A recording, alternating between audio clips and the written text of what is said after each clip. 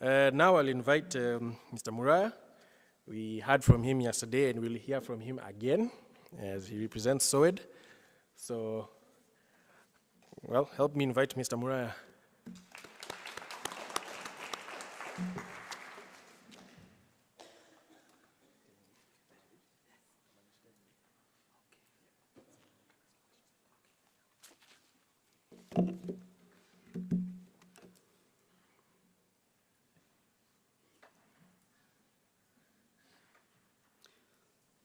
So good afternoon, everyone. It's my pleasure to be here.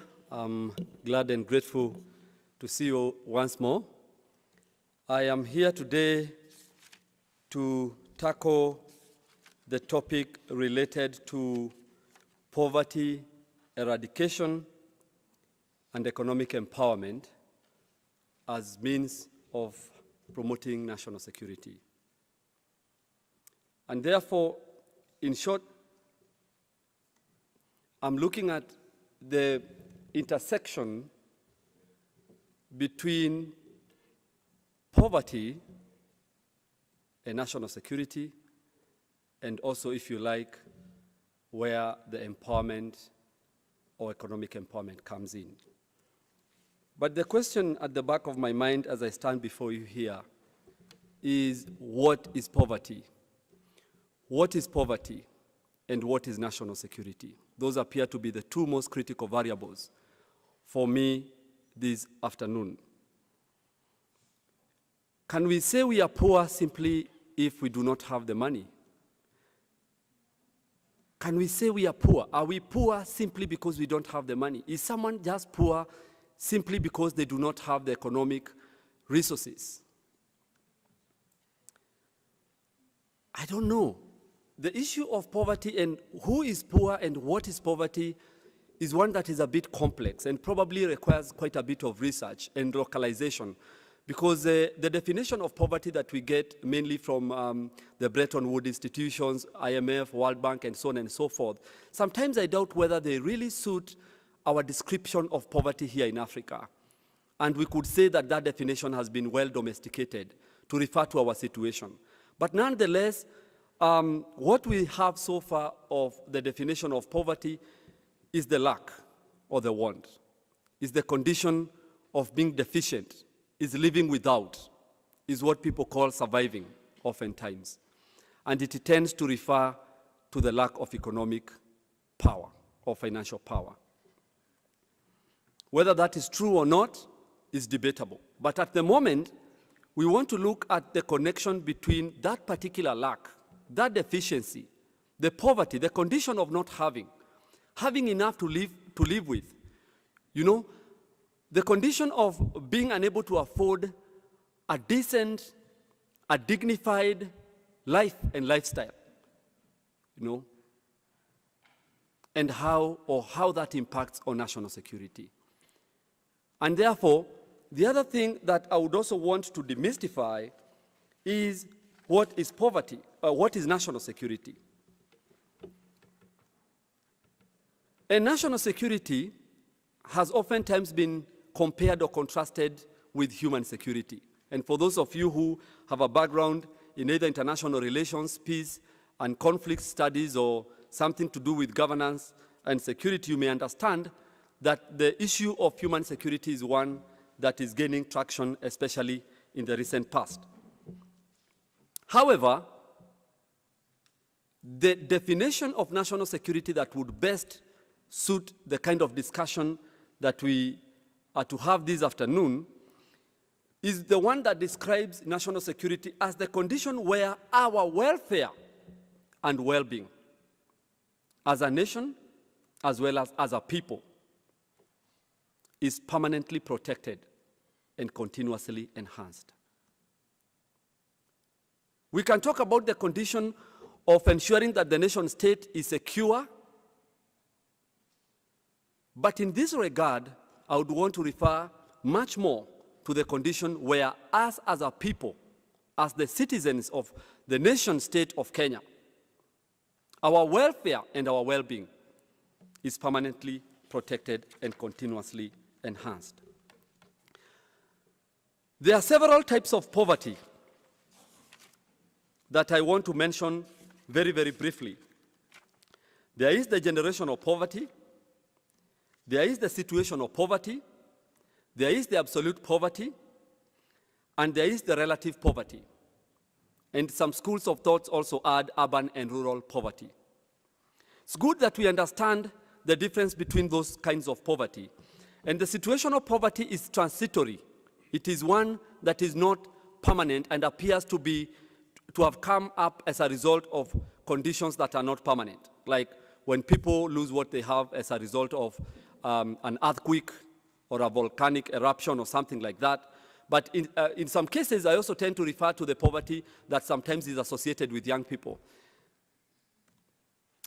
Let me share with you a small analogy. There is this old man who once told me that young people can never be poor. And in my condition then, I think I must have looked poor. And the old man told me, I cannot take it on you about the condition that you are in now, because young people can never be said to be poor, because their situation, their poverty is situational, if they are poor at all, because you may never know with tomorrow. And what we said yesterday is that what you have the most is the time. And then there's the generational poverty, which is handed over from one generation to the next. For me, that is the worst form of poverty. It's the one that is oftentimes described when people talk about the cycle of poverty. You know? There's the absolute poverty, which is the extreme kind of poverty, and then there's the relative poverty. Now, let us look at the relative poverty briefly. There is the theory that is called the relative deprivation theory. For us to understand the threat that poverty poses on national security, we need to unpackage the relative deprivation theory a bit more. Relative deprivation theory, and we talked about a type of poverty called relative poverty, is the condition where you feel poor, sometimes not because you don't have, you may have, but you still feel poor because compared to someone else, you are probably not doing well enough. Or where you feel that someone has access to opportunities or to resources that they do not deserve to, or that you deserve much better to have than them. And that is the condition that most of our countries, and especially countries in Africa, have found themselves in. The issue of ethnicity and how ethnicity contributes to insecurity is related to the issue of relative deprivation, where you feel that certain communities have access to resources much more than others simply because maybe they have access to political power, or where you feel that certain class of people have access to public resources that through graft and corruption, they are able to embezzle and accumulate. And therefore, people begin to build the feeling of resentment, the feeling of, feeling cheated. Because we are all contributing resources into one national basket for purposes of growth and development. And development is supposed to be equal and equitable. But you begin to realize that there is this cadre of people who, like in George Orwell's book, The Animal Farm, feel much more equal than the rest of us. And simply because they have access to political power, it gives them proximity to common public resources. And these are the people who are also called state predators. And that is the situation that we are in as a country right now, where scandals after scandals are emerging every day. Before you are done with the funds, with the National Youth Funds, there is the Kenya pipeline, then there is the maize, then there is everything every day. And that begins to build the resentment. Now, the father of peace studies said that peace is not the absence of active war, because there are two types of peace, negative peace and positive peace.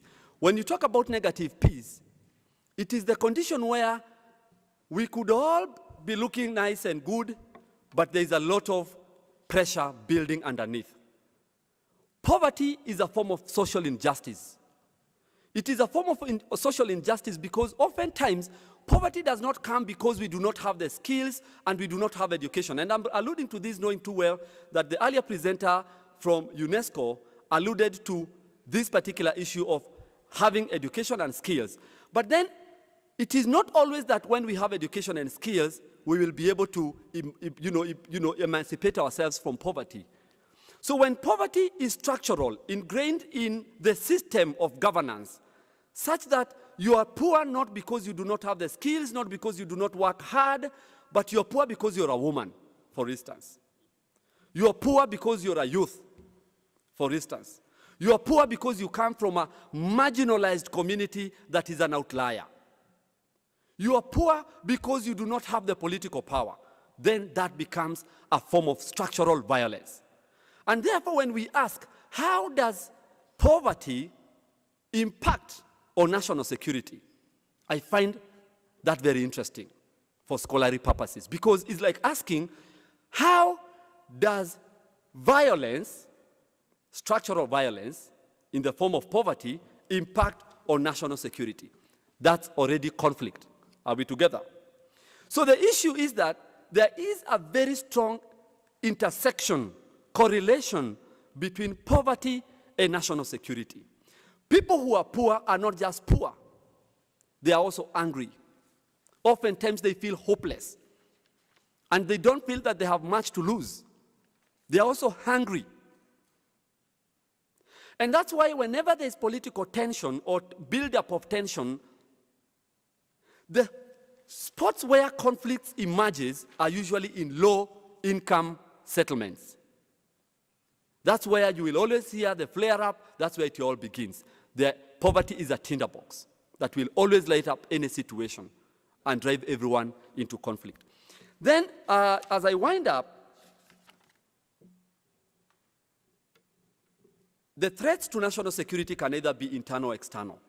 And poverty is one of the internal factors that can threaten the issue of national security. The injustice of poverty can be represented by this analogy. Very, very quickly, as I wind up.